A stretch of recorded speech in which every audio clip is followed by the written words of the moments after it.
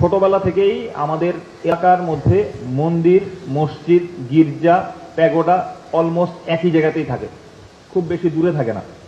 তো যখন নামাজ হবে তখন চেষ্টা করবেন আপনারা আপনাদের যে সাউন্ড, অতি উচ্চ স্বরে যে সাউন্ড বাজে, সাধারণত ইয়াং ছেলে পেলে যারা থাকে তারা এই কাজগুলো করে। পুজো উপলক্ষে পাড়া বা মহল্লার পাশে একটা সাউন্ড স্পিকার দিয়ে জোরে জোরে গান বাজাচ্ছে, বাট একটু বুঝতে হবে যে এই সময় যে নামাজের সময়গুলো হবে ওই সময় যাতে আমার ধর্মীয় সম্প্রীতিটা বজায় থাকে, অন্যের যাতে ক্ষতি না হয়। আমাদের কোনো ধর্মই কিন্তু আমাদেরকে এই শিক্ষাটা দেয় না যে আমি আমার অনুষ্ঠান পালন করতে গিয়ে আরেকজনকে বিব্রত করছি বা ক্ষতি করছি। প্রত্যেকটা মহল্লায়, প্রত্যেকটা বাসায়, প্রত্যেকটা বিল্ডিংয়ে দেখা যাবে যে কিছু বয়স্ক মানুষ থাকবেন যারা অসুস্থ। উচ্চ স্বরে এমন কিছু করা যাবে না বা এমন কিছু করবো না যেটা আমার জন্য আনন্দদায়ক, অন্যের জন্য বেদনাদায়ক। মিথ্যা, গুজব এবং এই ধরনের জিনিসপত্র এগুলো থাকবেই। মিথ্যা এবং গুজব না থাকলে আপনার এই চলমান সময়ে স্বার্থান্বেষী মহল যারা থাকবে তারা কিন্তু আগাতে পারবে না। এই জন্য করণীয় কি, আপনার যদি ন্যূনতম কোনো ব্যক্তিকে দেখে সন্দেহ হয় যে ওনার চালচলন সন্দেহজনক, ওনার কার্যক্রম সন্দেহজনক, সাথে সাথে আইন শৃঙ্খলা রক্ষাকারী বাহিনীর কাছে ওনাকে হস্তান্তর করুন। কেউ আইনকে নিজের হাতে তুলে নেবেন না।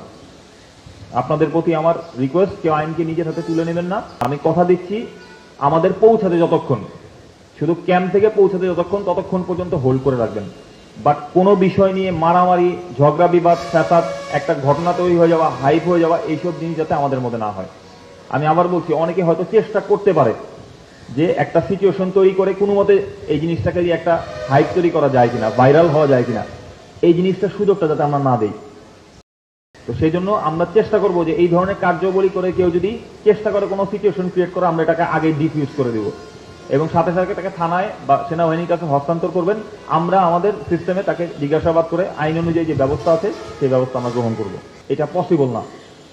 আমাদের কোনো সময় এই সংখ্যালঘু, সাম্প্রদায়িকতা, এই সমস্ত কথাবার্তা আমাদের বাংলাদেশ সেনাবাহিনী, আমরা গভীরভাবে বলি, আমাদের বাংলাদেশের মানুষের ডিকশনারিতে এই সাম্প্রদায়িক কথাবার্তা নাই। বাট আমরা এই যে কিছু মহল নিজস্ব কার্যবলী চরিতার্থ করার জন্য এই ধরনের মানে সিচুয়েশন ক্রিয়েট করার চেষ্টা করে যে উনি হিন্দু, উনি মুসলমান, উনাকে এইভাবে অপমান করা হলো, উনাকে এইভাবে ইয়ে করা হলো। এই জিনিস ব্যক্তিগত শত্রুতার জের ধরে কেউ যদি কোনো কার্যবলী সম্পাদন করে ওইটাকে সাম্প্রদায়িক লাইনে প্রবাহিত করতে চায়, এটা কিন্তু একটা গর্হিত অপরাধ। তো আমাদেরকে বুঝতে হবে, ঠান্ডা মাথায় চিন্তা ভাবনা করতে হবে কেন সিচুয়েশনটা হলো, কি কারণে হলো। বাইরের একটা ঘটনার রেশ আমার এখানে যদি না পড়ে, সেই জন্য আমাদেরকে সবাইকে সজাগ দৃষ্টি রাখতে হবে।